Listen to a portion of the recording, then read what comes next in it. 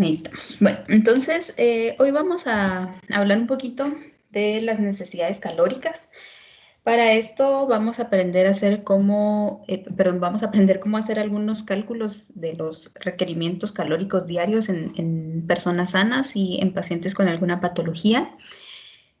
Y para ello, antes de empezar propiamente con esto, quiero que platiquemos un poquito o que me cuenten qué conclusión podrían sacar ustedes sobre los artículos que revisaron o el artículo que revisaron, específicamente enfocado a la parte de nutrición en medicina. Pueden ir levantando su mano y así les doy la palabra. Flori. Cuando los pacientes tienen mejores dietas, sus enfermedades se pueden tratar de mejor manera, no necesitan procedimientos tan dañinos. Ajá. Exactamente, la parte de nutrición como terapéutica, digamos. Pamela.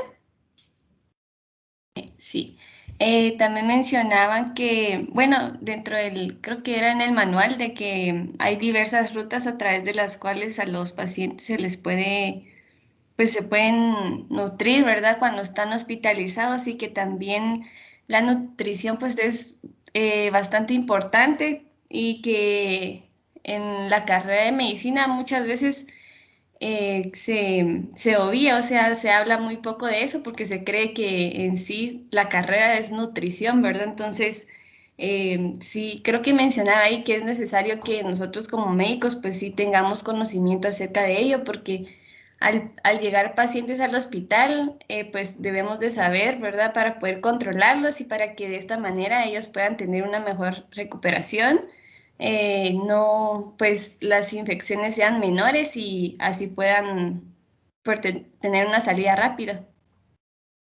Exactamente, gracias Kimberly. Digo, Pamela. Wagner. ¿Me pueden escuchar? Sí, así como bien lejos, pero sí, sí se te escucha. Pues también lo que afecta respecto a la nutrición en medicina es, por ejemplo, cuando las cicatrices se tardan más en recuperarse, o todo porque tienen una mala nutrición, por lo que eso se debe ver bien, y que, por ejemplo, cuando un paciente haya salido una cirugía, tiene que comer cierto tipo de comida que le ayuden para recuperarse mejor, y no cualquier comida, la comida chatarra, todo eso. Algunas veces recomiendo así como gelatinas, sopas o cosas así para que se recupere mejor.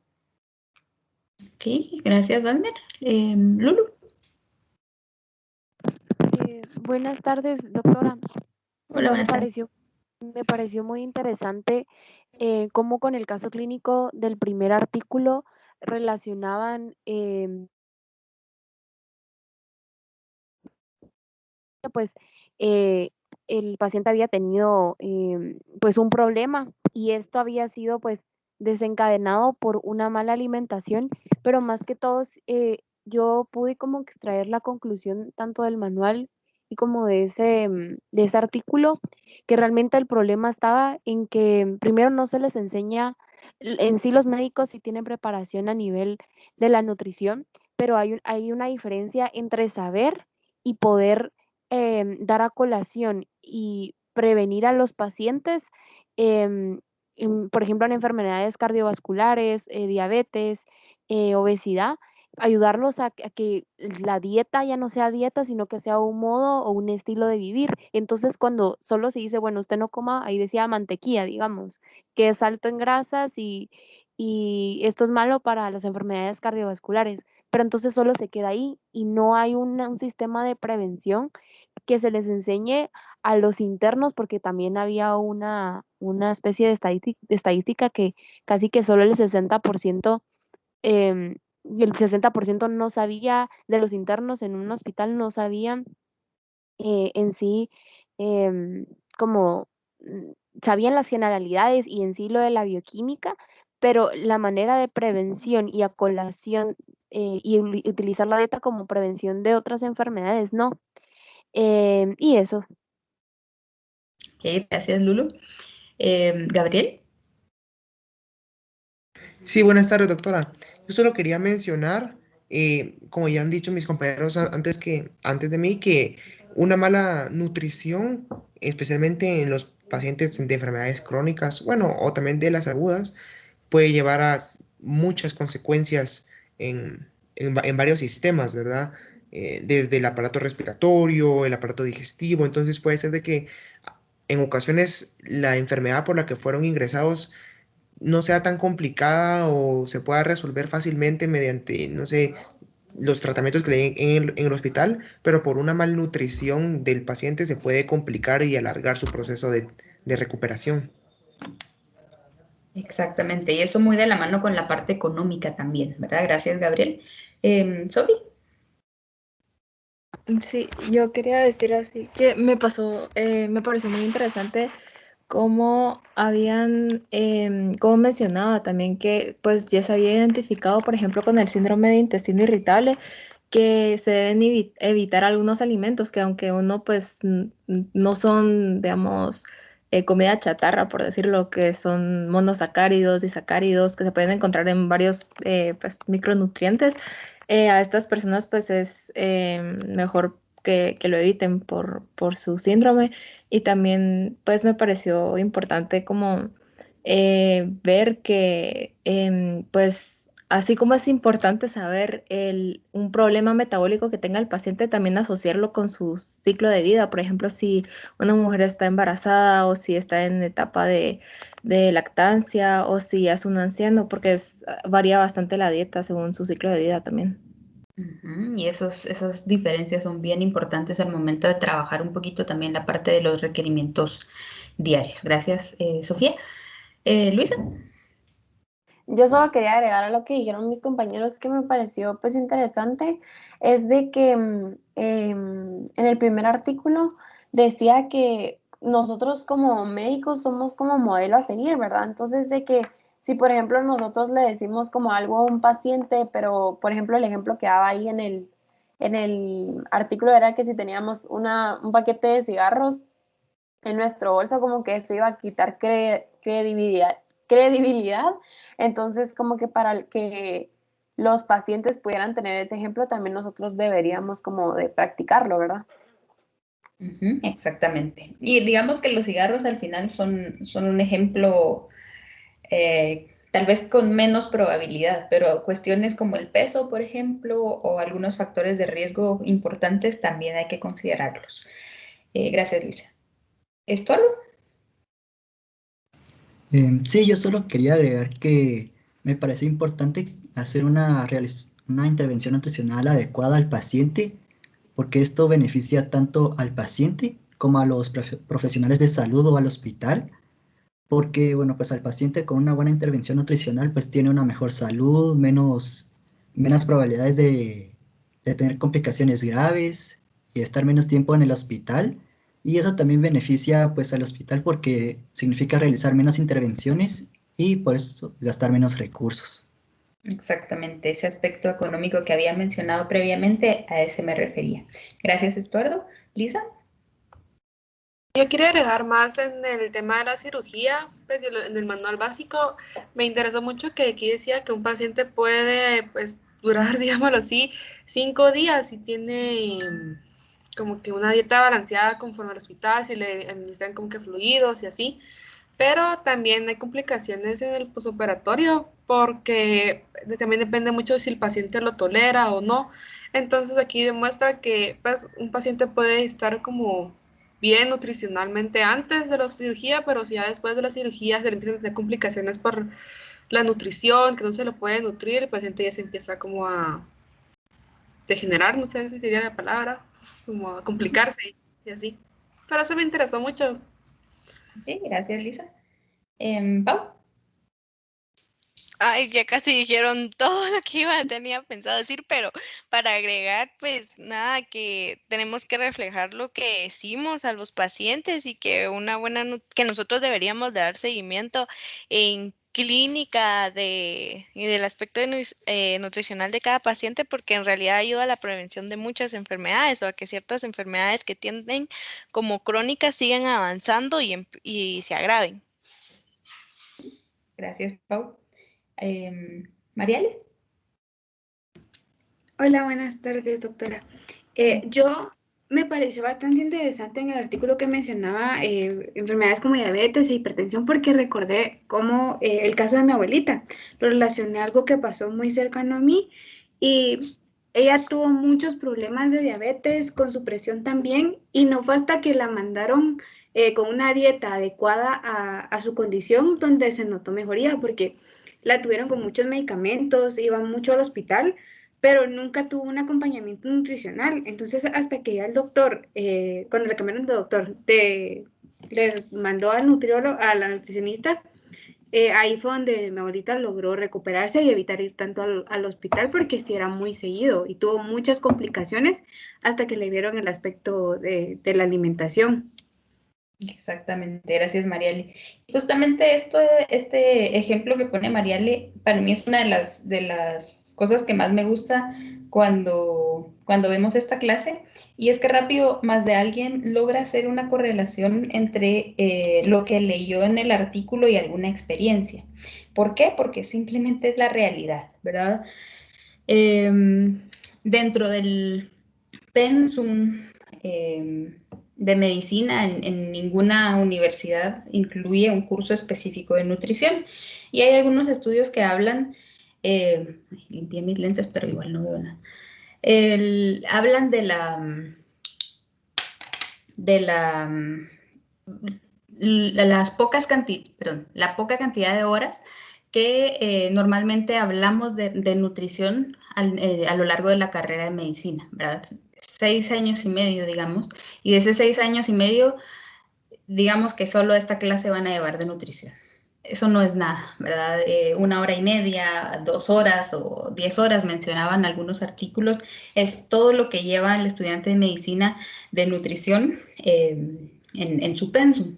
Pero, como una de las conclusiones que yo saco de los artículos, la ignorancia no va a ser una excusa, ¿verdad? El hecho de que yo en el pensum no lo llevé, el hecho de que yo solo en bioquímica en algún momento vi algunos aspectos de nutrición, no va a ser una excusa para que cuando mi paciente me pregunte algo sobre su dieta o cuando yo tenga que darle a mi paciente un plan educacional sobre el control de su dieta por diabetes o por hipertensión o por cualquier enfermedad, que yo le diga, no sé, eso yo no, la verdad no lo vi en la U, entonces no le sé decir, pero vaya con nutricionista, ¿verdad?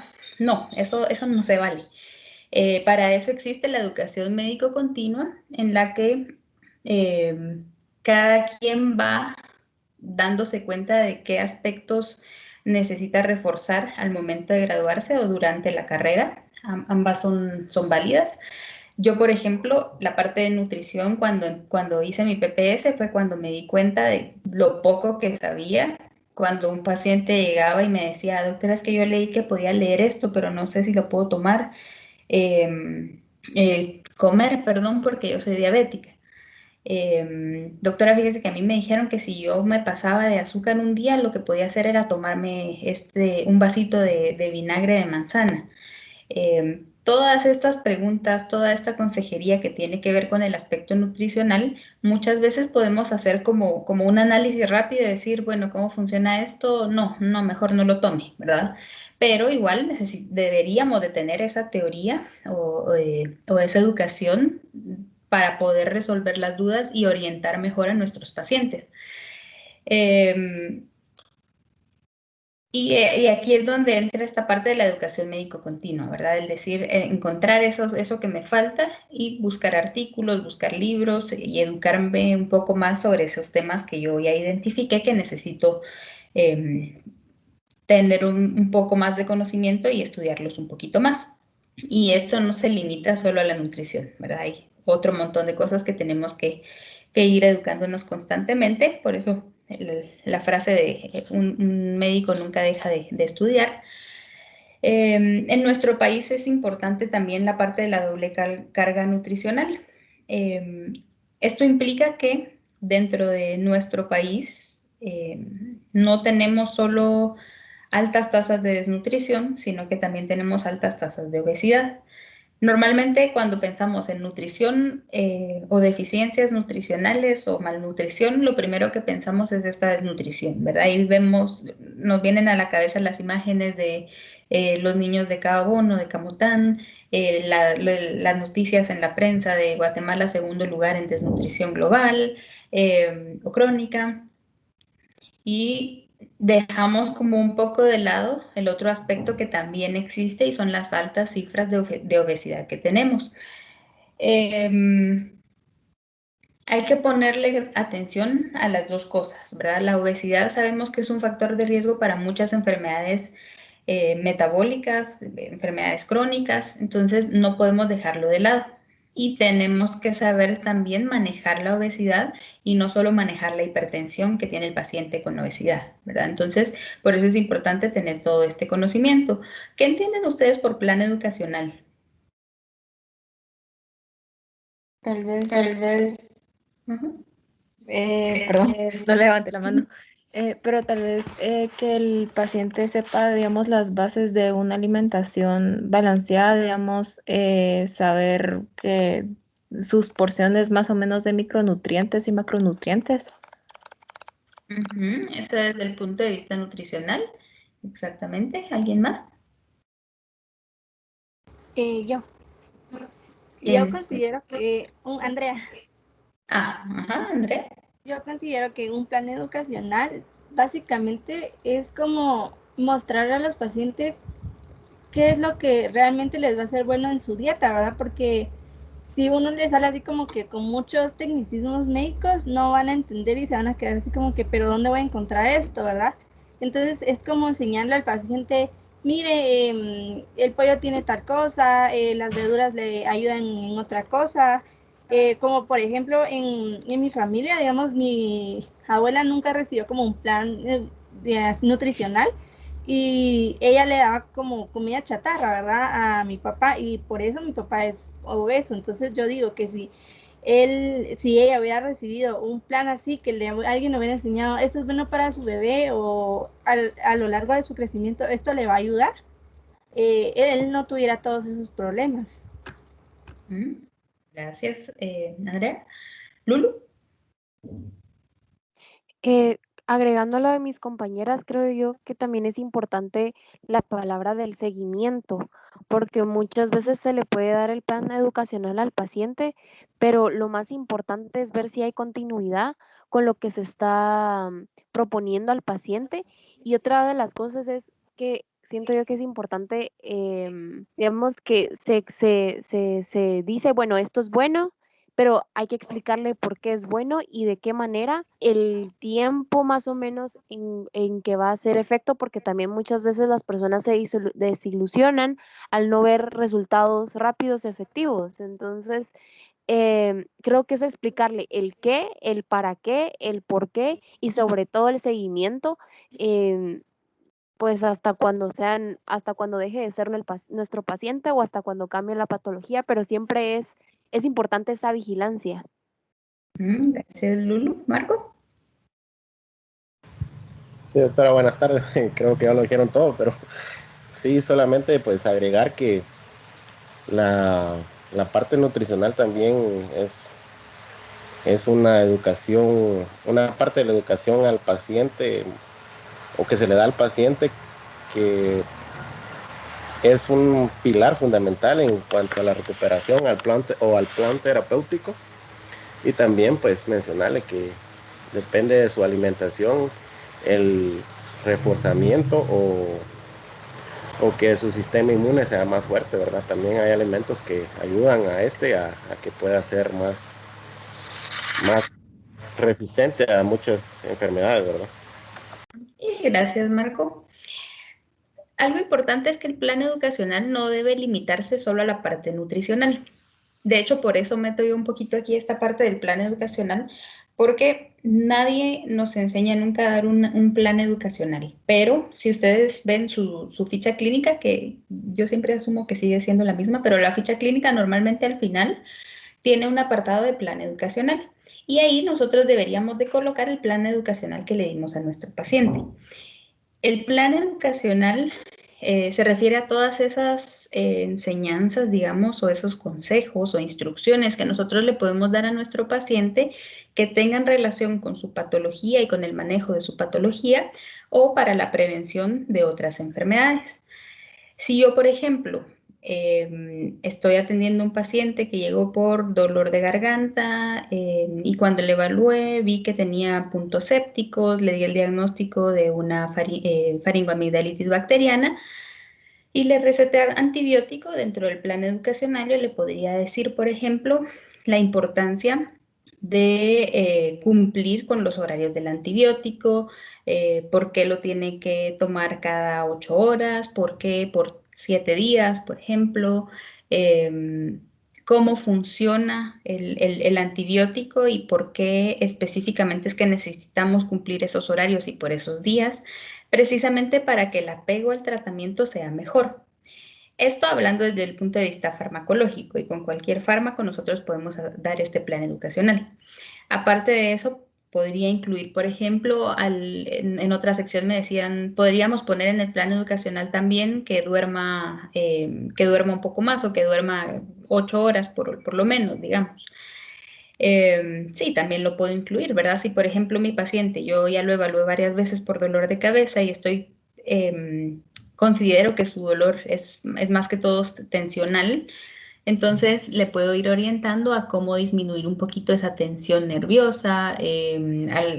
Incluso alguien decía alguna técnica de meditación. Pues básicamente el plan educacional va enfocado al tratamiento de la enfermedad o a la prevención de otras enfermedades.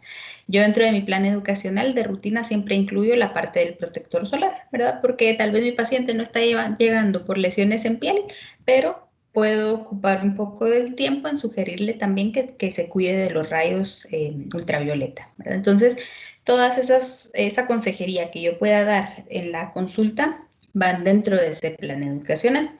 Y desde el punto de vista nutricional, también es importante incluirlo aquí en este plan educacional.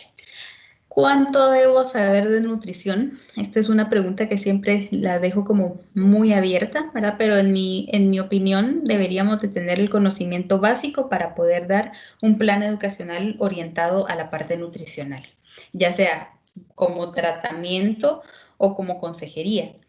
Y esto, ¿a qué me refiero con esto? Es la parte de las dietas de moda.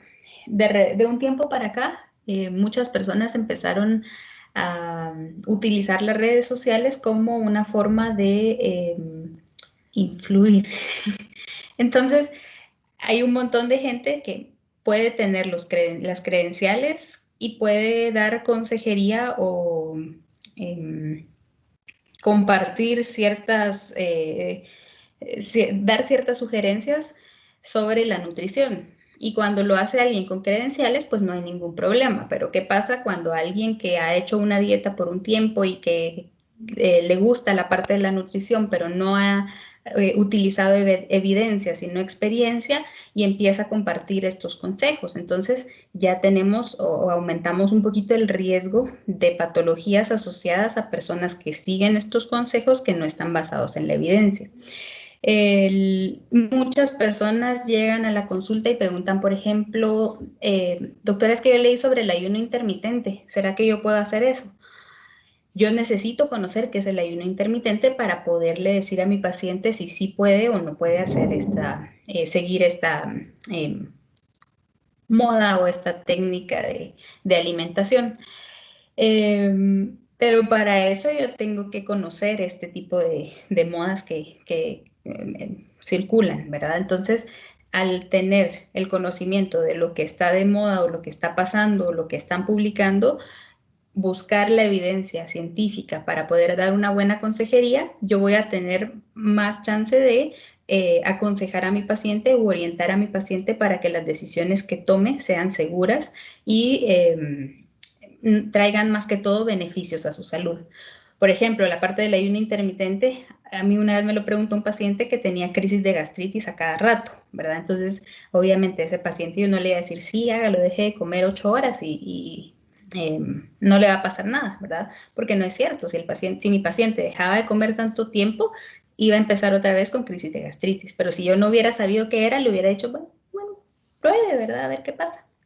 Y esto obviamente no es lo correcto. La parte de salud mental y nutrición, aunque no hay como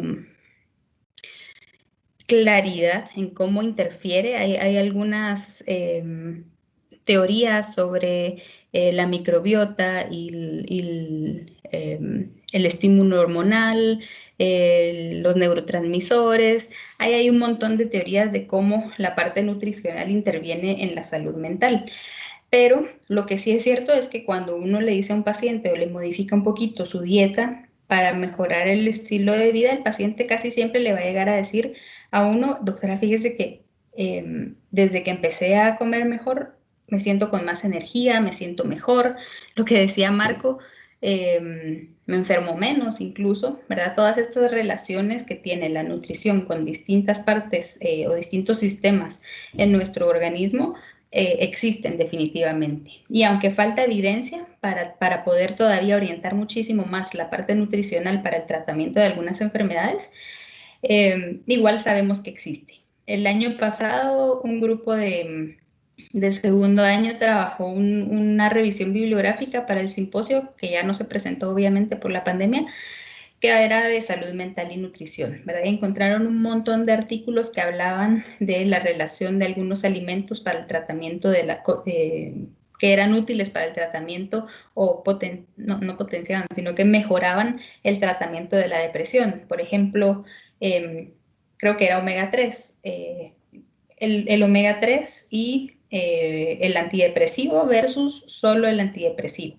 Y las personas que tenían el manejo conjunto, el tratamiento conjunto, tenían mejores resultados que quienes no tenían el omega 3, por ejemplo. Entonces, todos esos artículos nos dicen si hay ahí algo, si hay una correlación, ¿verdad? No tenemos del todo claro a nivel de tejidos y células, pero que existe, existe. Y entonces hay que ponerle atención para también mejorar nosotros los tratamientos que vamos dando. Ya lo mencionaron ustedes, tanto la nutrición para prevenir enfermedades como un tratamiento también. La parte de la economía, el disminuir el tiempo intrahospitalario de un paciente, digamos que disminuye el costo de ese paciente para el sistema de salud y no digamos para una persona. El hecho de, por ejemplo, manejar una prediabetes únicamente con modificación del estilo de vida versus comprar todo el tiempo la metformina de aquí para toda la vida, ¿verdad? Entonces, el tratamiento, perdón, la dieta como un tratamiento también puede beneficiar desde el punto de vista económico a los pacientes.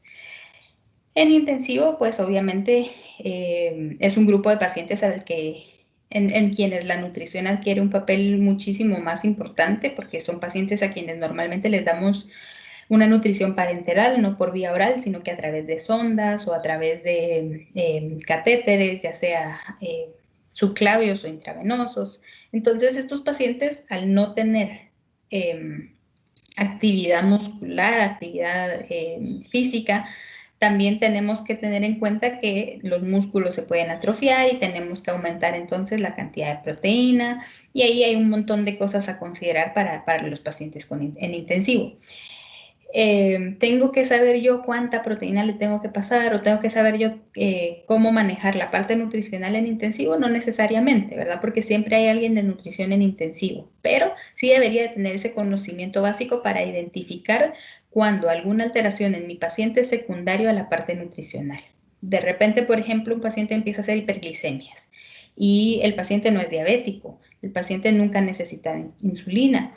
¿Qué será que está pasando? Y entonces hablo con nutrición y me dice, bueno, sí, tal vez tiene mucho carbohidrato, le voy a bajar un poquito la carga de carbohidrato y vemos si con eso mejora.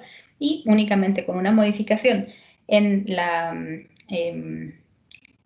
concentración de carbohidratos de la fórmula del paciente va a mejorar, ¿verdad? Pero si yo no lo asocio a la nutrición, voy a estar viendo ahí los medicamentos y rompiéndome la cabeza y probablemente voy a decir, no, de plano que debutó como diabético y le voy a dejar insulina, cuando una simple modificación en la dieta pudo haber marcado la diferencia.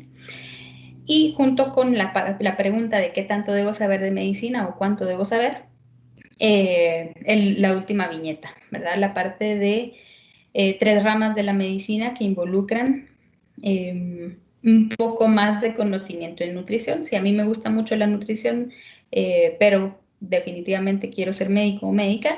Hay ramas de la medicina que incluyen esta parte nutricional, como son la epigenética, la medicina estética y la nutriología. ¿Por qué hablar de nutrición en bioquímica? Ya alguien mencionó la parte de bioquímica de los alimentos, ¿verdad? Al final nosotros estamos viendo qué funciones tienen las proteínas, qué funciones tienen los carbohidratos, qué funciones tienen los lípidos a nivel de nuestro cuerpo. En Bioquidos vamos a ver cómo se metabolizan y cómo obtenemos energía a partir de cada uno de estos macronutrientes, pero al final nosotros no consumimos un carbohidrato, ¿verdad? Nosotros consumimos una manzana, por ejemplo. Entonces necesitamos conocer el componente bioquímico de los alimentos para poder asociar y dar y tener el conocimiento adecuado al momento de hablar de nutrición en medicina. Dentro de los objetivos de la sesión, básicamente vamos a ver algunos términos que se utilizan en nutrición, que tal vez ya los hemos escuchado, y probablemente sí ya los hemos escuchado.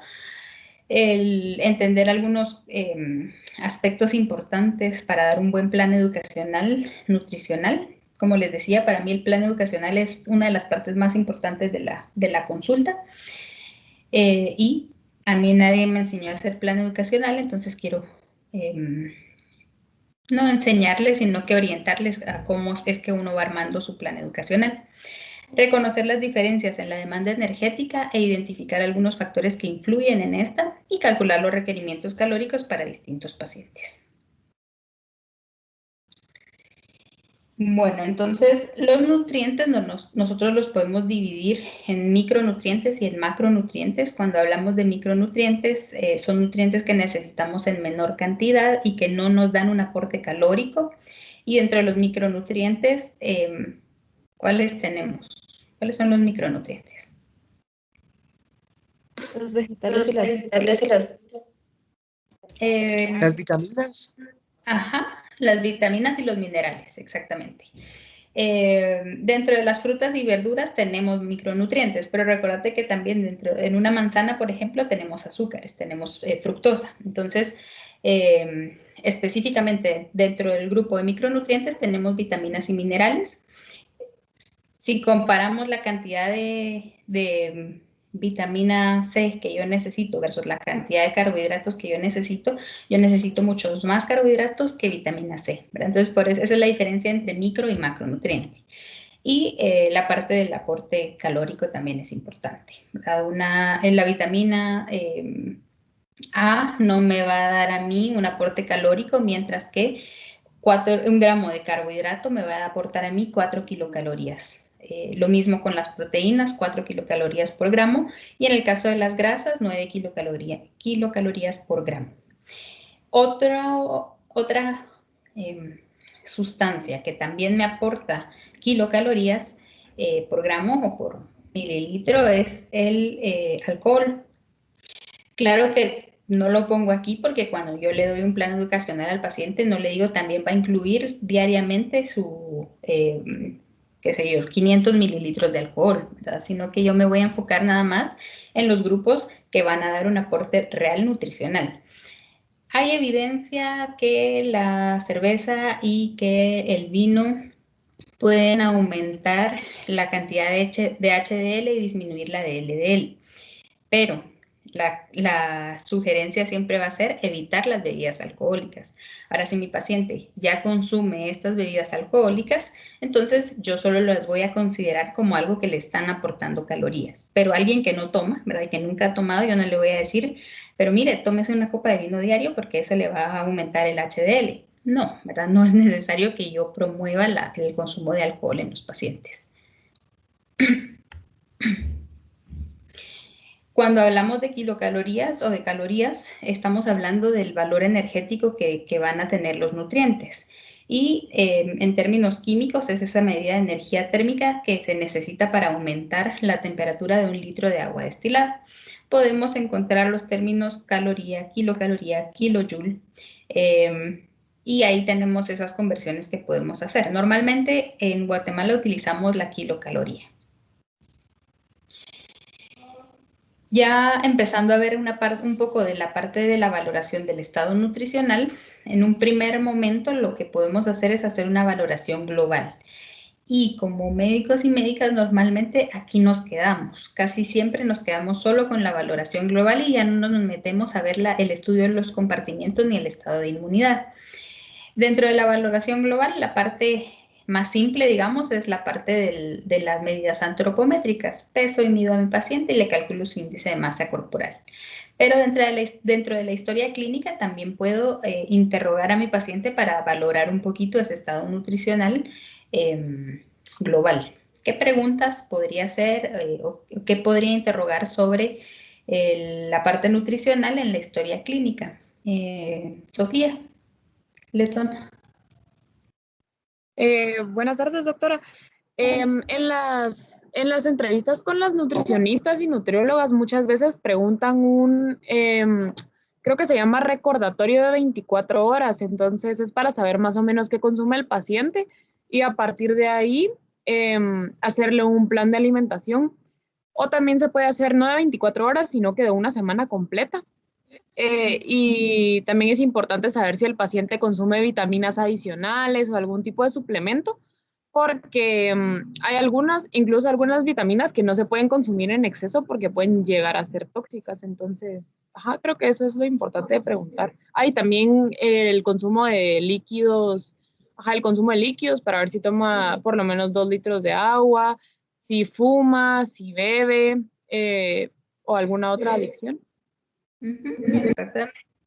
Podemos hacer el recuento de 24 horas o podemos, normalmente en la cita médica vamos a enfocarnos un poquito como a hacernos una idea un poquito más global, ¿verdad? Entonces preguntar, así como les puse en los casos clínicos de la última vez, algunos casos nos decían, el paciente refiere que consume huevos 3 días en la semana, el pollo y la carne solo 1 o 2 veces al mes. Entonces, esa valoración global la podemos hacer por medio del interrogatorio de la dieta usual de un paciente. Restricciones, por ejemplo, intolerancias, alergias, dietas restrictivas más enfocadas, por ejemplo, a evitar el consumo de algunos alimentos de origen animal, vegetarianismo o veganismo. ¿Qué otras cosas, aparte de la dieta, podemos preguntar en la historia clínica? Antecedentes patológicos. Emilio, antecedentes patológicos. ¿Qué antecedentes patológicos te servirían a ti para hacer la valoración del estado nutricional? Si algún familiar tiene... ¿Sí me escucha? Sí, se te escucha. Ok.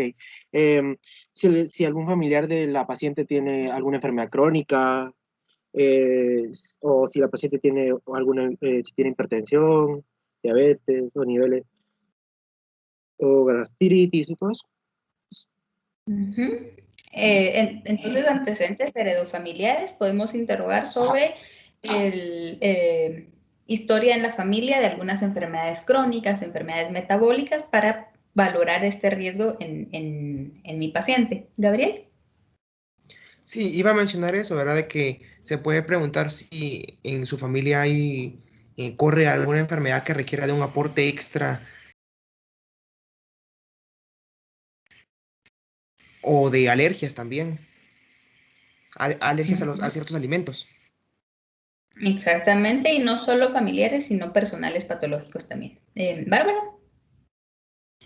Sí, solo, perdón si se escucha mi perrito atrás ladrando. También, no sé si ya lo dijeron, pero es que tengo un poquito malito en internet, entonces también pueden ser los no patológicos, ¿no? O sea, como saber cada cuánto bebe alcohol, cada cuánto, si fuma, o incluso si hace ejercicio, ¿verdad? Y cada cuánto y así, no sé si eso se podría preguntar. Exactamente, esos también son antecedentes de importancia para hacer una valoración global. Y Lulu, perdón, y después. Sí, rapidito, doctora, disculpe. Sería también importante saber si hay o hubieron en el pasado trastornos,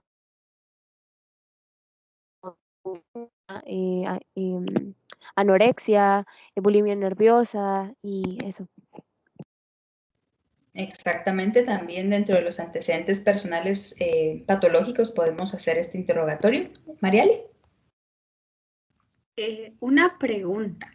Ahí no tendría que entrar, no sé si ya lo dijeron, la parte, el aspecto económico del por qué consume esto. O sea, porque puede ser que esté consumiendo ciertos alimentos o solo ciertas comidas por la parte económica. Entonces, eso no sé si también se tiene que tener en cuenta o esa parte.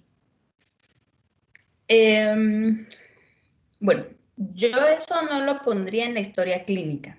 Lo pondría solo si el paciente me lo refiere. Si así como en el caso clínico del paciente de Chile,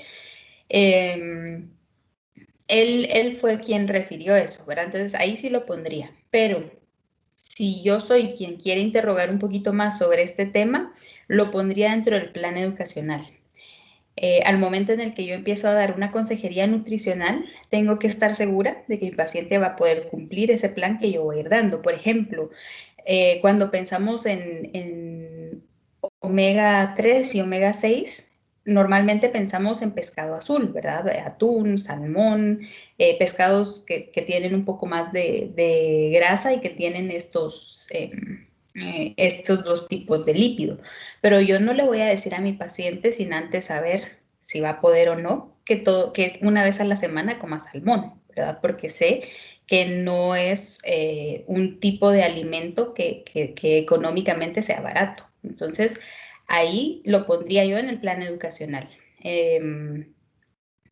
Escuchar un poquito la parte de que mi paciente me va a referir, yo le preguntaría, mire, y hacer un cálculo ahí más o menos. Un filete de salmón más o menos le va a costar entre unos 150 quetzales. ¿Usted cree que lo puede comprar? Y ese salmón le alcanzaría, digamos, para 4 semanas. ¿Cree que lo puede comprar? No, doctora, yo eso no lo tengo, ¿verdad? Ok, entonces yo no le voy a decir, bueno, entonces vea cómo hace y compre el salmón, porque no lo voy a hacer. Interrogaría un poquito más para ir viendo qué otras fuentes podrían tener y si no, una suplementación con el omega 3 si yo lo considero pertinente. Pero sí va a depender mucho si lo pones, si está referido por el paciente en la historia de la enfermedad o como un antecedente biopsicosocial, o si no, no lo colocas en la historia clínica, pero lo consideras para dar un plan educacional. Flori. Así solo que en la historia clínica también se tiene que poner si los pacientes realizan ejercicio, porque los que realizan más ejercicio necesitan un mayor aporte calórico. Exactamente. La parte de actividad física, la parte de vicios, la parte de alimentación propiamente, a qué se dedica el paciente también, eso va más en datos generales, pero igual también lo debería interrogar porque eso me orienta a mí también a pensar o a saber qué tanta actividad física tiene, aparte de la actividad que me pueda referir que realiza como un extra, digamos. Antecedentes patológicos, enfermedades metabólicas, enfermedades crónicas, enfermedades que puedan alterar la absorción, alergias también son importantes en este caso, antecedentes familiares para ver riesgos que pueda tener mi paciente, enfermedades cardiovasculares y diabetes, por ejemplo, son las más frecuentemente interrogadas en este apartado. Y la pérdida de peso. Historia de pérdida de peso también la tengo que interrogar. Yo en lo personal lo hago en el interrogatorio por aparatos y sistemas. Le pregunto al paciente si ha perdido peso, si la ropa le queda más floja. Todas estas son preguntas que nos orientan un poquito a saber si el paciente o la paciente ha estado perdiendo peso con o sin intención. También es algo que hay que preguntar.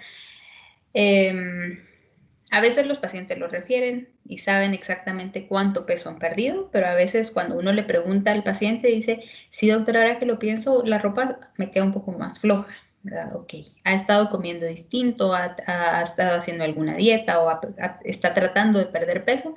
No, doctora, para nada, yo estoy comiendo igual. Ok, entonces ahí podría haber algo que me está aumentando las demandas metabólicas, me está aumentando el gasto energético y yo tengo que averiguar qué es. Normalmente son enfermedades como el cáncer o enfermedades autoinmunes que pueden estar ocasionando estas pérdidas. De la historia clínica, eso.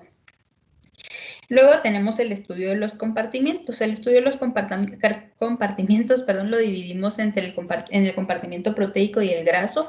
Normalmente nos interesa que el compartimiento graso sea menor al proteico. Cuando hablamos del compartimiento proteico, ¿a qué nos referimos o cómo lo hacemos? A la cantidad de masa muscular. ¿Y qué otra cosa? Se puede estudiar a través del, perdón Lulu, del peso, perdón, total, porque el peso corporal total, una parte importante son proteínas. Exactamente, a partir del peso corporal total podríamos asumir que de entre el 15 y el 20% es masa muscular. Pero para hacerlo un poquito más exacto, también podemos hacer la valoración del compartimiento proteico en su componente somático y en su componente visceral. El componente somático normalmente ahí es donde entra la masa muscular y la excreción de la creatinina. Entonces podemos sacar ahí el índice de creatinina y altura para hacernos una idea de realmente qué porcentaje del peso corporal es proteína. Y desde el punto de vista visceral, podemos estar tomando o calculando, se hace el examen para ver la cantidad de albúmina, prealbúmina, la proteína fijadora del retinol y transferrina, porque estas son proteínas que se sintetizan en el hígado y que si no hay un aporte proteico adecuado, no se van a poder sintetizar. Por lo mismo de que se sintetizan en el hígado, tengo que hacer bien esa diferencia entre están bajas porque el hígado no las está sintetizando versus están bajas porque el paciente no consume proteína y entonces el hígado no las puede sintetizar. Esto sobre todo en pacientes que tienen alguna hepatopatía. Y el compartimiento graso, aquí hacemos la valoración de la grasa subcutánea, ¿verdad? Utilizamos un plicómetro, pinzamos el pliegue tricipital o el subescapular y eso nos orienta un poquito a qué tanta grasa tiene el paciente. Podemos también utilizar la fórmula para calcular la grasa corporal total o el porcentaje de grasa total. Y algo que se me olvidó con el grupo anterior fue hablar de la bioimpedancia. ¿Alguien ha escuchado la bioimpedancia?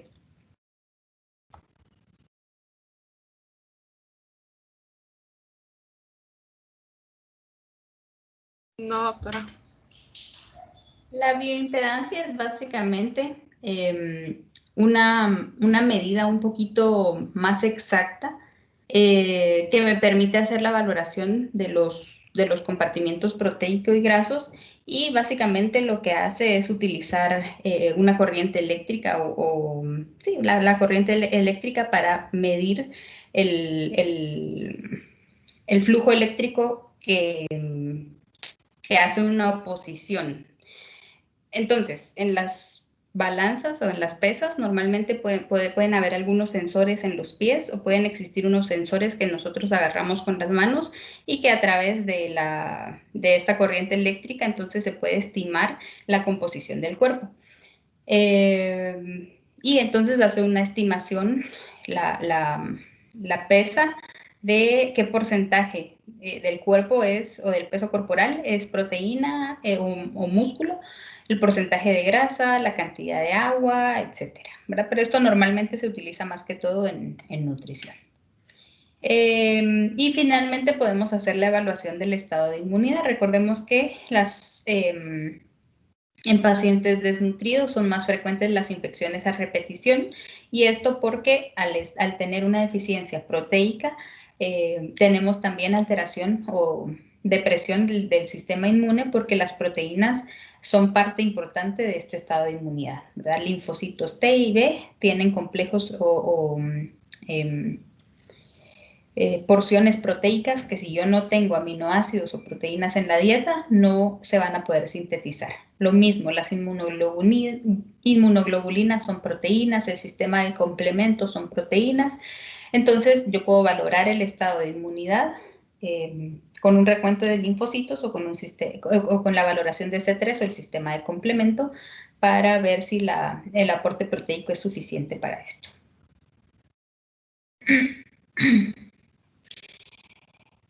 También es importante hablar un poquito del agua. Esta sí es una pregunta bastante frecuente de los pacientes: ¿cuánta agua tengo que tomar? Normalmente nos vamos por la respuesta más fácil, que es la parte de los 8 vasos, ¿verdad?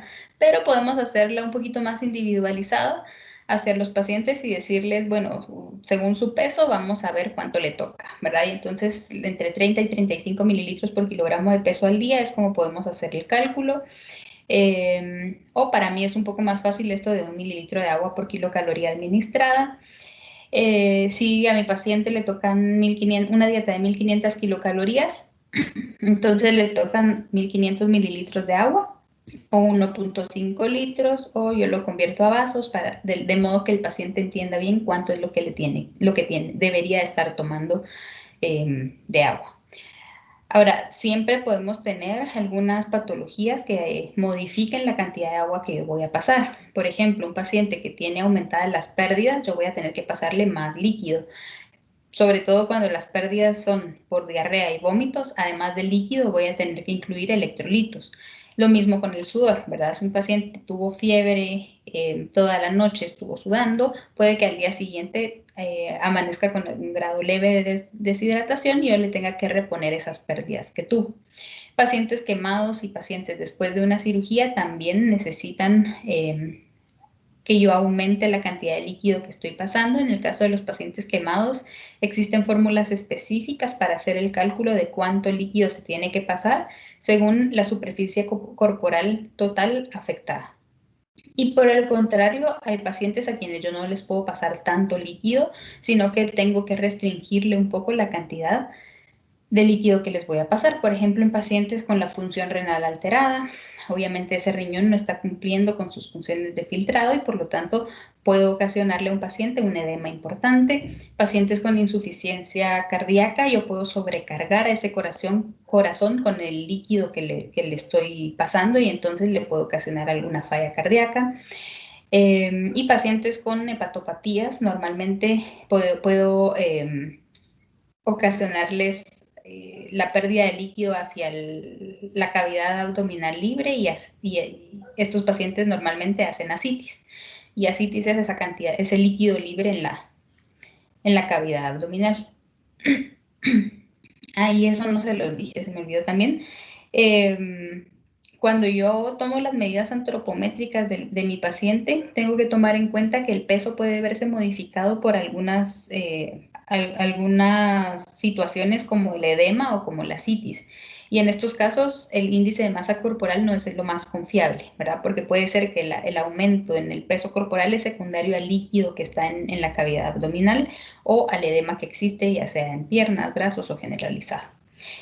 Por otro lado, la deshidratación puede también alterarme el peso corporal.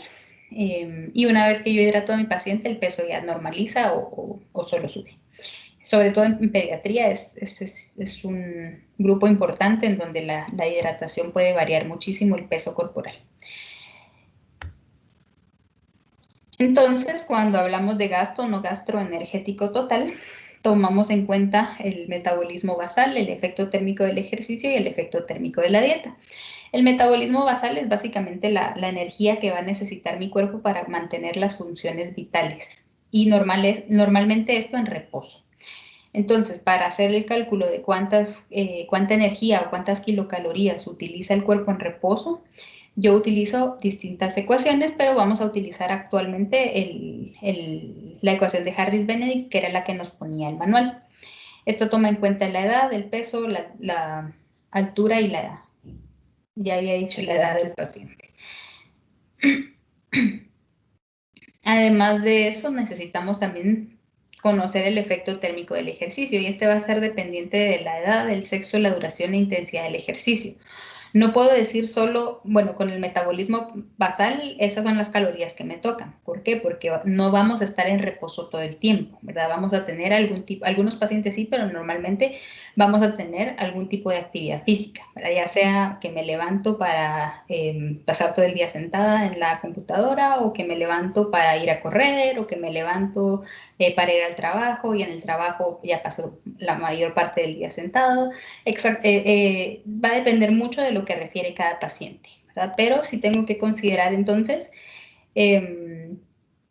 a qué se dedica el paciente y si hace alguna actividad física o algún deporte.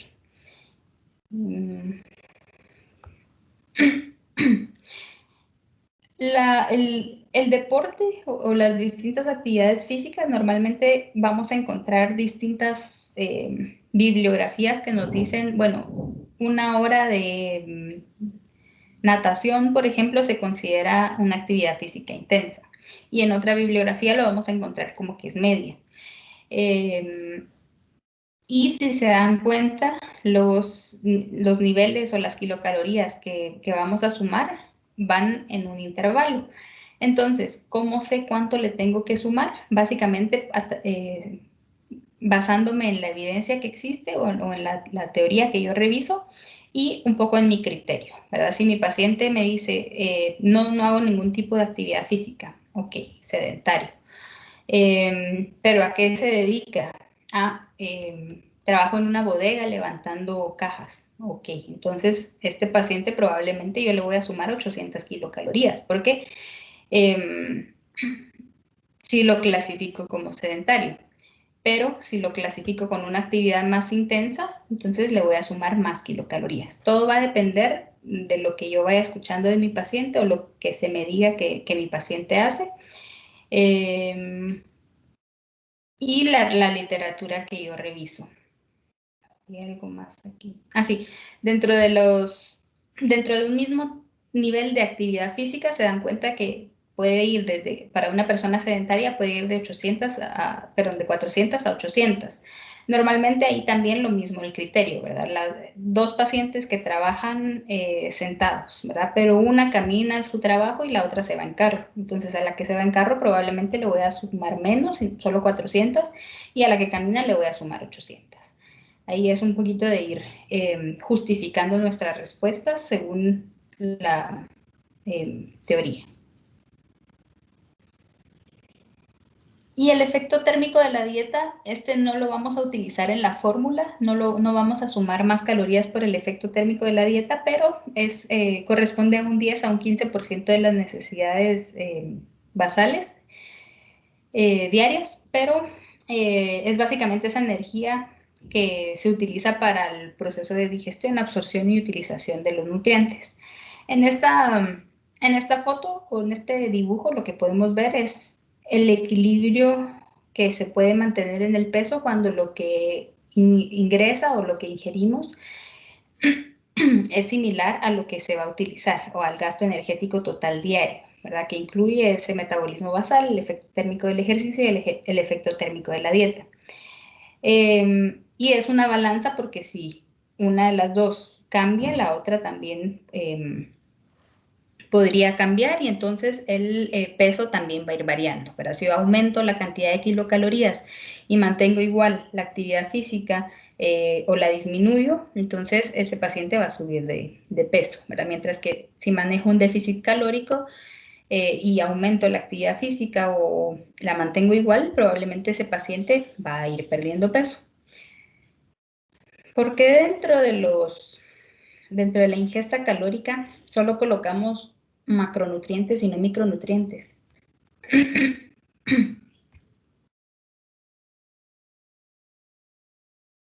Porque los micronutrientes no aportan energía. Exactamente. Como los micronutrientes no aportan calorías, entonces no los voy a colocar ahí. Ahora, hay algunas situaciones especiales que yo tengo que considerar al momento de estar calculando los requerimientos calóricos nutricionales. Por ejemplo, una paciente embarazada o que está dando lactancia, sé que tienen las demandas energéticas aumentadas, ya sea para el mantenimiento del feto o para la lactancia que está dando. ¿Cuánto le sumo a una paciente embarazada?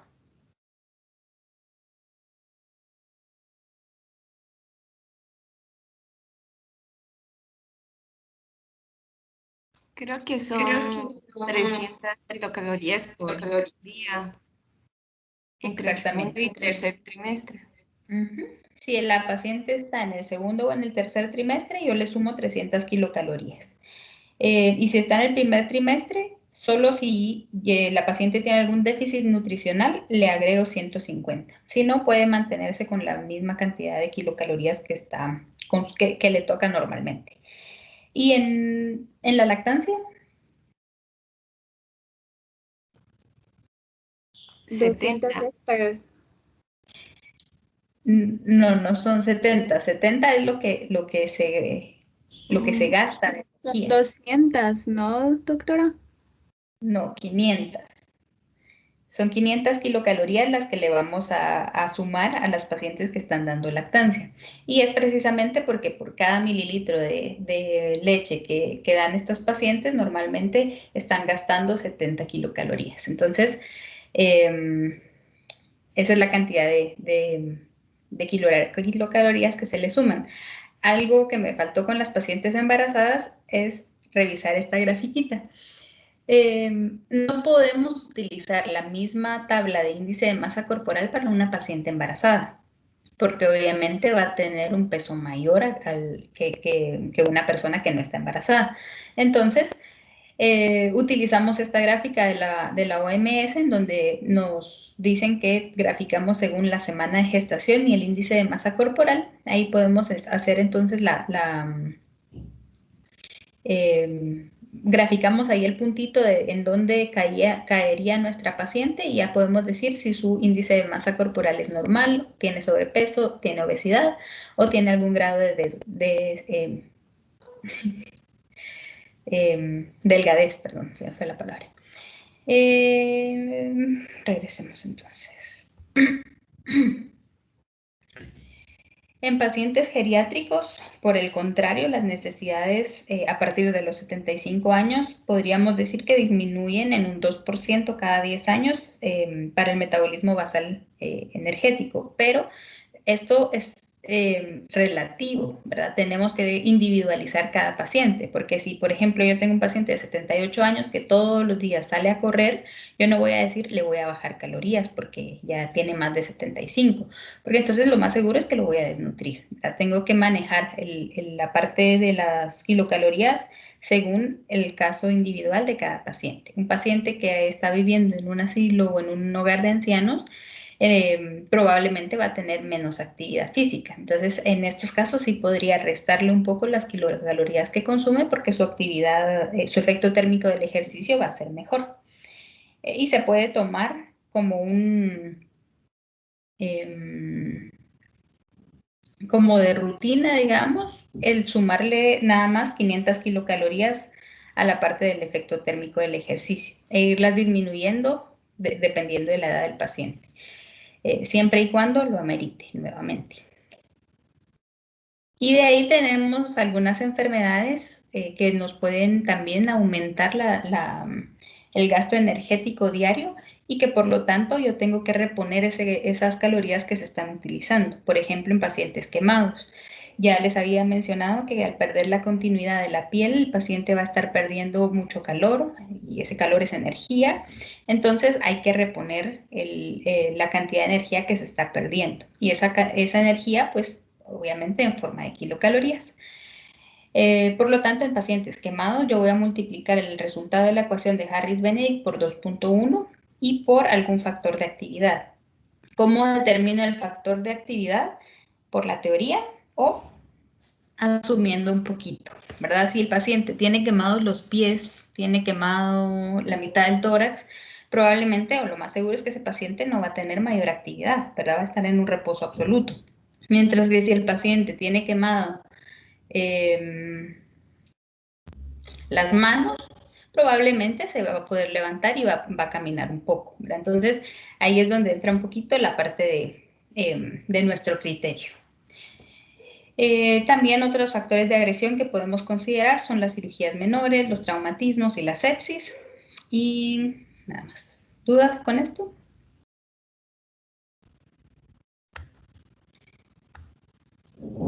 Entonces, tenemos también algunas variaciones en la dieta, ¿verdad? Por ejemplo, podemos variar la consistencia de las dietas según las necesidades de nuestro paciente. Un paciente que tiene dificultad para tragar, que no tiene dientes o dentadura postiza, voy a darle una dieta blanda, ¿verdad? Para que pueda seguirse alimentando. Un paciente que acaba de salir de cirugía, normalmente la primera dieta que va a recibir es líquida. Ya después, si tolera bien estos alimentos, los ruidos gastrointestinales están normales, yo ya puedo darle una dieta blanda o basal o estándar.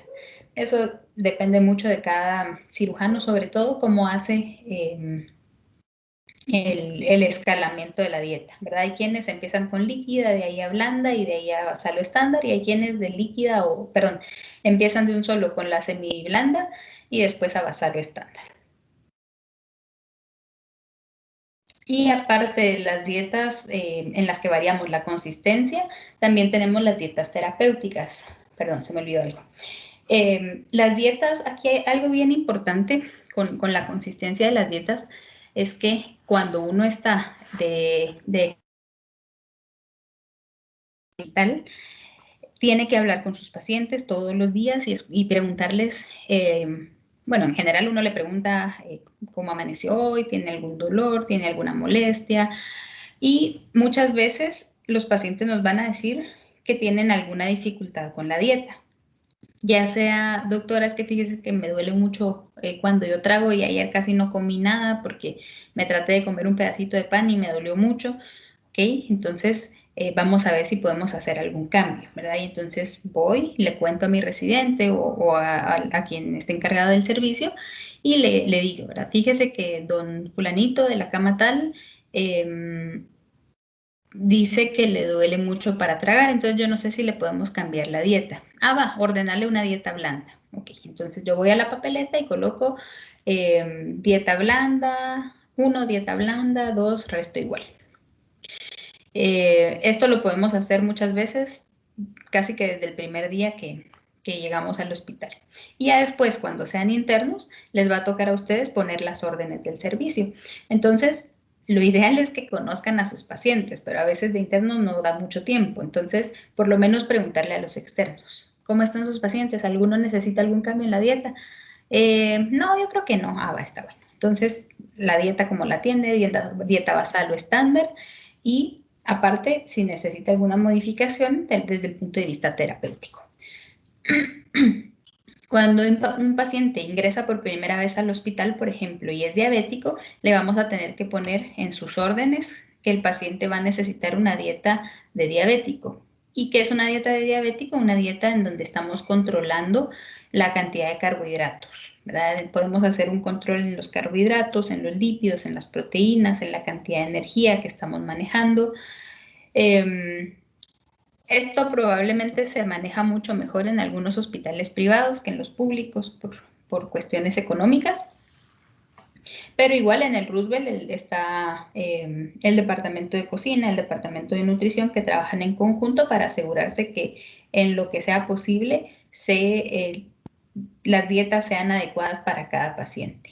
Lo que yo nunca vi y siempre he tenido curiosidad es qué pasa en el Roosevelt si llega una persona con alguna intolerancia al gluten, por ejemplo, porque la dieta del Roosevelt siempre tiene algún tipo de pan. Entonces siempre me ha generado un poquito de curiosidad, pero sí sé que en un privado, por ejemplo, si una paciente o un paciente llega y dice que es intolerante al gluten, le van a ordenar dieta libre de gluten y le van a llevar comida que realmente no tiene gluten. Esto con las intolerancias. Después también podemos manejar el control del sodio, dietas bajas en sodio. En pacientes, ¿en qué tipo de pacientes podemos controlar el sodio o es importante controlar el sodio?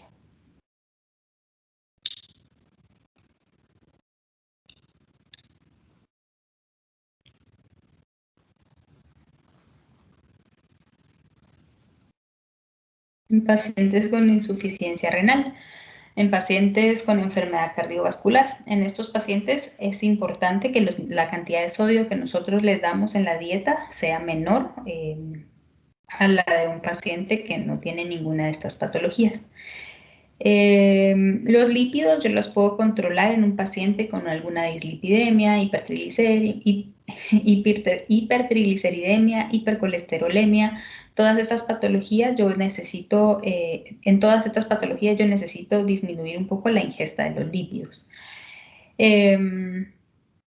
La fibra, también puedo manejar dietas bajas o altas en fibra. Normalmente lo más común es que sean ricas en fibra y que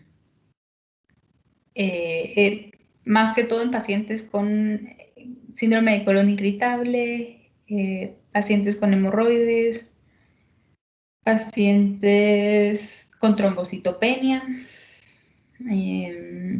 y dependiendo de cómo lo vayan requiriendo los pacientes, puedo manejar una dieta rica en fibra.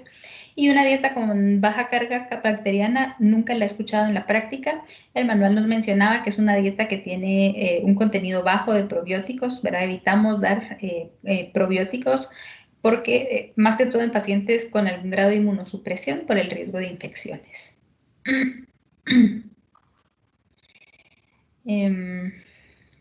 Bárbara, ¿puedes leer el caso, por favor? Sí, doctora.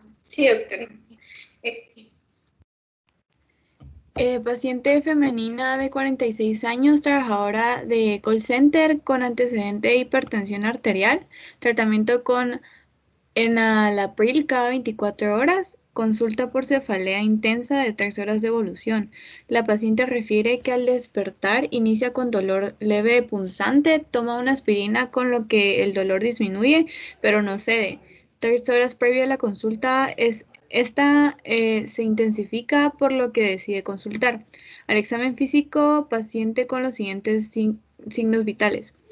Presión arterial 215/130 mmHg, frecuencia cardíaca 99 latidos por minuto, frecuencia respiratoria 12 respiraciones por minuto. La paciente se encuentra afebril, COTEP, neurológico conservado, cardiopulmonar normal y la estatura es de 1.60 metros con un peso de 77 kilogramos. Gracias, Bárbara. Michelle, ¿qué te llama la atención de la historia clínica sin el examen físico? Solo de la historia que refiere la paciente.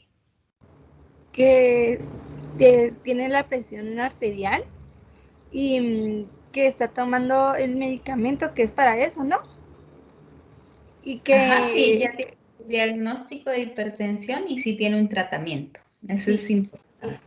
Y que presenta dolor de cabeza. Entonces, personalmente mi mamá tiene hipertensión y a ella cada vez que la hipertensión y tiene la presión arterial pues alta, le duele la cabeza. Entonces me llama mucho la atención de que que puede estar relacionado con eso y que aunque esté tomando el medicamento.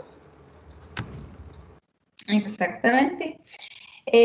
Normalmente hay muchos factores que pueden, bueno, ya vimos ahí la presión arterial, ya sabemos que es la presión arterial lo que está ocasionando esa cefalea. Pero en algunos pacientes podemos tener muy bien controlada la presión y de repente algún cambio en la dieta, algún cambio en el peso, algún cambio en la actividad física o en el aspecto emocional, por ejemplo, el estrés o algún duelo podría ser, incluso puede modificar o cambiar esa presión arterial. Siempre va a haber algún desencadenante, puede ser secundario a que la paciente subió de peso y el medicamento ya no le está funcionando y hay que aumentar la dosis. Pero algo importante también aquí es son las características de la cefalea. Normalmente, cuando el dolor de cabeza está desde el momento en que uno despierta, hay algunos diferenciales que podemos considerar. Por ejemplo, una migraña, una deshidratación, hipertensión o hipotensión. Son cefaleas que podemos asociar a estos diagnósticos cuando aparecen así, ¿verdad? Al despertar ya está el dolor. Mientras que cuando la cefalea no está cuando uno despierta, sino que va apareciendo a lo largo del día, va empeorando a lo largo del día, podríamos asociarlo también a algo más tensional. En este caso, es como una mezcla de las dos cosas, porque la paciente despertó con el dolor, tomó algo que le quitó un poquito el dolor, pero no se lo eliminó completamente, y después empieza a aumentar, ¿verdad? Aumenta. Puede ser secundario a que está bajo mucho estrés en el trabajo, y el estrés entonces cada vez aumenta más la presión arterial. Ahí hay muchas teorías que podríamos hacer para este caso, pero lo interesante es cómo se presenta la cefalea. Ya vimos entonces que la paciente definitivamente tiene una hipertensión ahorita, un aumento en la presión arterial agudo. Y pónganme atención a esta parte, por favor, porque de ahí voy a hacer una pregunta y ya no lo quiero repetir. El aumento de la presión arterial o una hipertensión la podemos clasificar cuando es de inicio agudo como una emergencia hipertensiva o como una urgencia hipertensiva. La urgencia hipertensiva es cuando la hipertensión se presenta de forma aguda y no hay evidencia de daño a un órgano diana. Y la emergencia hipertensiva es cuando sí hay evidencia de daño a un órgano diana. Pau, ¿cómo clasificarías la hipertensión de esta paciente?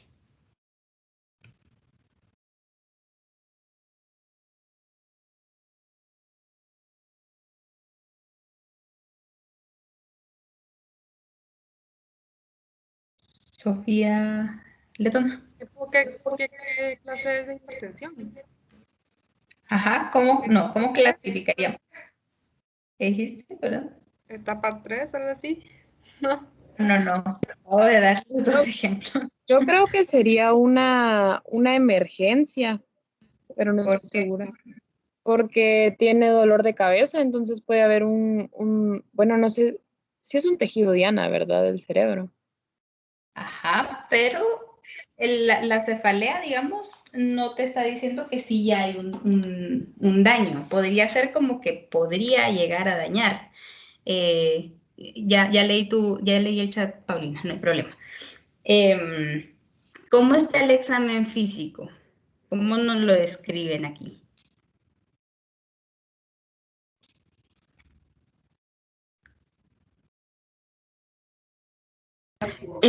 Realmente está casi que, bueno, no normal por lo de la presión arterial, pero no hay un indicativo, digamos que la frecuencia cardíaca, los dos están al borde, pero tampoco están pues tan preocupantes. Yo creo que es una hipertensión de urgencia porque sí se está presentando de forma aguda, la presión está altísima, sin embargo no hay una afectación a nivel sistémica, pues de que requiera.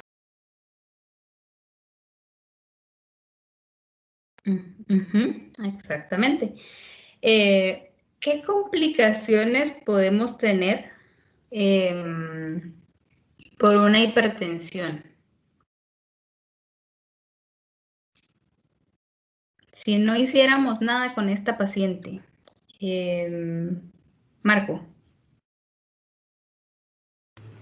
Sí, doctora, la paciente puede empezar a fibrilar o a tener una arritmia. Ok, ¿algún compromiso cardíaco, Luisa? Ay, yo acá le iba a decir que algún compromiso cardíaco o un accidente vascular cerebral también podría ser. Exactamente, Lori. derrames o aneurismas. Ajá, el derrame ya no le vamos a decir derrame, sino que le vamos a decir accidente o enfermedad cerebrovascular. Pero sí, esas son complicaciones, un infarto agudo al miocardio, ¿verdad? Todas esas son complicaciones que podríamos tener en esta paciente si no le hacemos nada. ¿Qué dice? Dice Lourdes que la dejó. Ok, gracias, Sofía. Entonces, ya sabemos que esas complicaciones podrían estar. Por eso, el examen físico nos dice, está consciente, orientada en tiempo, espacio y persona, eso significa SECOTEP, y su neurológico está conservado, ¿verdad? Entonces, no pareciera haber lesión ya propiamente a nivel de la irrigación cerebral. Si no, nos diría, la paciente tiene desviación de la comisura hacia el lado derecho, ¿qué otra cosa? Tiene dificultad para disartria o dificultad para articular palabras, etc. Y si hubiera algún compromiso a nivel cardiovascular, ya sea una arritmia, dolor precordial, iría referido también por la paciente o en el examen físico. Entonces, esto nos dice que lo que tiene la paciente es una urgencia hipertensiva. Se le ingresa a la paciente a la emergencia con este diagnóstico y se deja en observación después de que se le da un captopril sublingual. 4 horas después de que se le da el captopril, se reevalúa y ya la presión disminuyó a 190/100.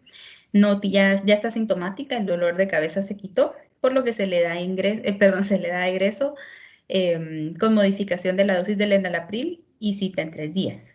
Se le interroga sobre actividad física y la paciente no refiere ninguna. Perdón la disartria, pero no miro mucho sin lentes. Con la información de esta paciente, entonces, vamos a valorar el estado nutricional, a calcular las necesidades calóricas y a dar un plan educacional nutricional. ¿Hay alguna duda con el caso? Si no, veamos. No, doctora, disculpe, cabal está dando mi comentario y se me va la luz, disculpe. No hay problema, me avisan. Entonces, veamos la valoración del estado nutricional. Aquí está el peso y la talla de la paciente. Calculemos su índice de masa corporal y lo interpretamos. Quien lo tenga puede levantar su mano y nos da el resultado. Gabriel. Sí, a mí me dio 30.01, por lo que la paciente tiene obesidad. Exactamente. Entonces, esta paciente la clasificamos como una obesidad grado 1. Recordemos que para la interpretación del índice de masa corporal utilizamos las tablas de la Organización Mundial de la Salud. Ahora veamos cuántas calorías le tocan a esta paciente utilizando la fórmula de Harris-Benedict o la ecuación. Y recordando que la paciente pesa 77 kilogramos, mide 160 centímetros y tiene 46 años. Igual, quien tenga el resultado puede levantar su mano.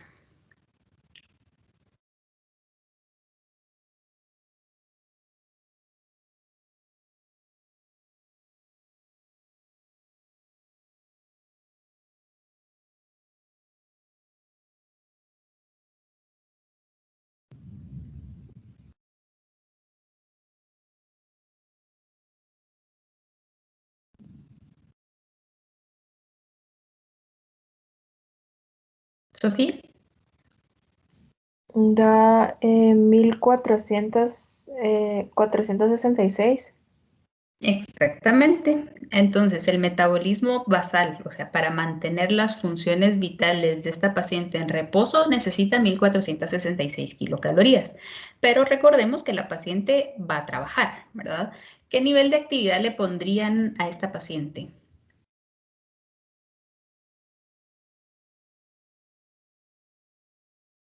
Sedentaria porque no hace ningún tipo de actividad física y trabaja en call center.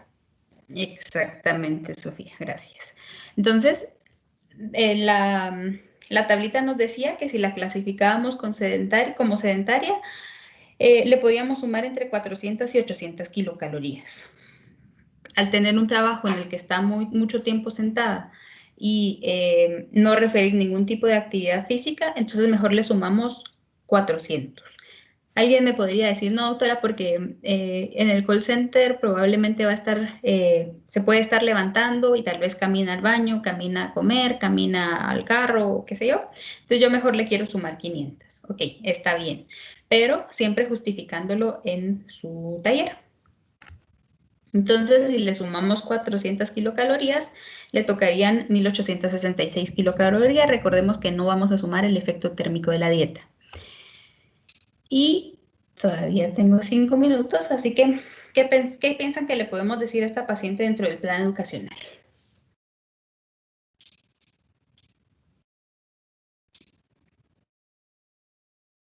Flori. Primero que necesita realizar actividad física porque no hace nada y su trabajo es solo estar sentada todo el día. ¿Qué otra cosa le podemos decir? Wagner. Una recomendación sería hacer una dieta baja en sodio. Ok, una dieta baja en sodio, ¿por qué? Sí está bien, pero ¿por qué?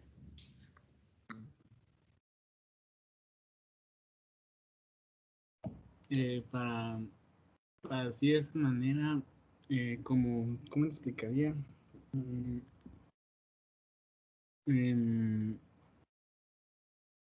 Para una manera para bajar el peso y tener un mejor IMC. Con controlar el sodio no vamos a bajar de peso.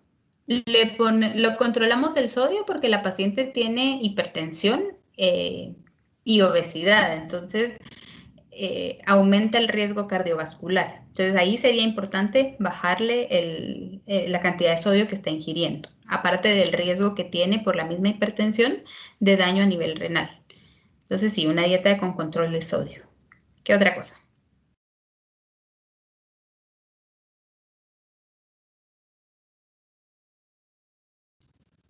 Gabriel. Una dieta balanceada baja en grasas. Para Baja controlar en el peso. grasas. Exactamente. Baja en grasas y baja en calorías también, ¿verdad? Podemos sugerirle que vaya manejando un déficit calórico. Aquí, bueno, con toda la parte del plan educacional, es lo que les mencionaba, que tenemos que escuchar un poco la disponibilidad de tiempo y económica de la paciente. Porque yo le podría decir, mire, necesito que baje de peso, vaya con nutricionista y punto, ¿verdad? Pero ¿y qué pasa si la paciente no puede pagar el nutricionista? Entonces debería ser yo quien le pueda orientar un poquito más sobre cómo manejar un déficit calórico. La parte de la dieta balanceada es importante, disminuir un poco su sodio, disminuir un poco los lípidos, idealmente tener un perfil de lípidos, ¿verdad? Ver cómo está el colesterol, los triglicéridos, el HDL, el LDL, para evaluar su riesgo cardiovascular y continuar con esa dieta hipolipídica. O si estuvieran normales, puedo mantener la cantidad de lípidos, pero manejar el déficit calórico. Y la actividad física. De nuevo aquí, escuchar a la paciente para ver qué tiempo tiene. Muchas veces los pacientes trabajan en call center, pero además tienen otro trabajo o estudian, por ejemplo, en la noche. Y entonces el tiempo cada vez es menor. Ir como que trabajando junto con el paciente cómo se va a hacer esta modificación del estilo de vida. Pero sobre todo, que el paciente reconozca la necesidad de modificar el estilo de vida. Si yo solo le digo, mire, va a tener que bajar de peso, va a tener que hacer ejercicio y este es su medicamento, usted tiene que hacer estos exámenes, vaya con nutricionista, la paciente se va a quedar como, qué montón de cosas, yo no puedo, ¿verdad? Y tal vez va a tratar de comer un poquito más saludable, pero nada más. Mientras que si yo le explico, mire, su enfermedad le va a predisponer a que hay algunos riesgos de complicarse, ¿verdad? Si nosotros no manejamos adecuadamente la presión arterial y se mantiene sostenidamente alta, entonces va a empezar a dañar los vasos más pequeños que llegan al ojo, que llegan al riñón, que llegan al corazón, que llegan al cerebro. Entonces, algunas complicaciones que existen para la hipertensión son los derrames, ¿verdad? Ahí sí derrame, porque obviamente estamos hablando con el paciente. los infartos, ¿verdad? Y todas las complicaciones que existen, yo se las voy a explicar a mi paciente para que ella reconozca la importancia de la modificación del estilo de vida, ¿verdad? Entonces, cuando lo reconocen, son ellos mismos quienes deciden hacer el cambio. Y entonces ya es más fácil que pongan en práctica la asesoría que uno les da. Entonces, para el taller, ya está en el portal. Son 10 ejercicios los que tienen que hacer. Pueden trabajar en parejas o en tríos. Lo suben al portal. Tienen hasta el domingo a las 23:59. Y recuérdense de justificar por qué están sumando cada una de las kilocalorías que ponen. Si consultan alguna otra fuente, citan sus bibliografías y si no, citan por lo menos el manual porque sí lo están utilizando. Y también en el portal ya están las instrucciones para la otra semana. Vamos a tener la última revisión de artículos. Ahora va a ser de forma individual, entonces no tienen que subir autoevaluación ni coevaluación, únicamente tienen que subir el artículo que consultaron en formato PDF y ahí están las instrucciones en el portal, pero en el comentario colocan la cita bibliográfica del artículo que consultaron. No tienen que hacer presentación, no tienen que hacer resumen o revisión, simplemente leen su artículo, lo entienden y están listos para discutirlo, no leerlo, el día de la sesión. Igual si hay cualquier duda, me pueden escribir. Y si ya no hay dudas el día de hoy, con eso terminamos. Que tengan feliz fin de semana. Muchas gracias, doctora. Gracias, doctora. Feliz día.